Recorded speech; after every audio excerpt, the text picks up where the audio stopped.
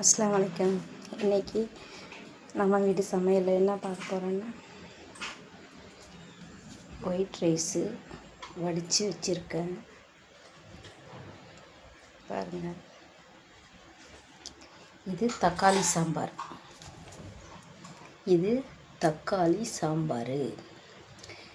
வெறும் சிறுபருப்பு, தக்காளி பழம், துவரம்பருப்பு, வெங்காயம், தக்காளி, பூண்டு, அவ்வளோதான். மஞ்சத்தூள், சீரகம், சோம்பு இவ்வளோ தான் போட்டு தாளிச்சிருக்கேன். வேறு ஒன்றும் கிடையாது.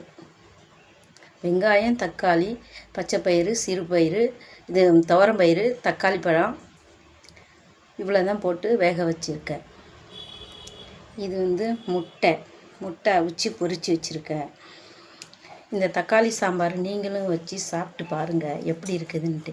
எங்கள் பசங்களுக்கு இந்த மாதிரி தக்காளி சாம்பார் வச்சு முட்டை இந்த மாதிரி பொரித்து கொடுத்தா சாப்பிடுவாங்க. அவங்களுக்கு ரொம்ப பிடிக்கும். என் பசங்களுக்கு ரொம்ப பிடிக்கும் இது. அவங்க இது விரும்பி சாப்பிடுவாங்க. இப்போ யாருமே என் பக்கத்தில் இல்லை.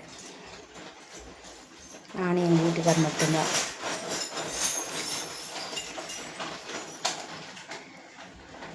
இன்ஷா அல்லாஹ் எல்லோரும் இந்த மாதிரி செஞ்சு சாப்பிட்டு பார்த்துட்டு எப்படி இருக்குதுன்னு எனக்கு கமெண்ட்டில் சொல்லுங்கள். நான் செஞ்சு சாப்பிட்டு பார்த்தா நான் தான் சொல்ல முடியும் நல்லா டேஸ்ட்டாக இருக்குதுன்னு. அதை நீங்கள் செஞ்சு சாப்பிட்டு பார்த்தா தானே அது டேஸ்ட் எப்படி இருக்குதுன்னு தெரியும்.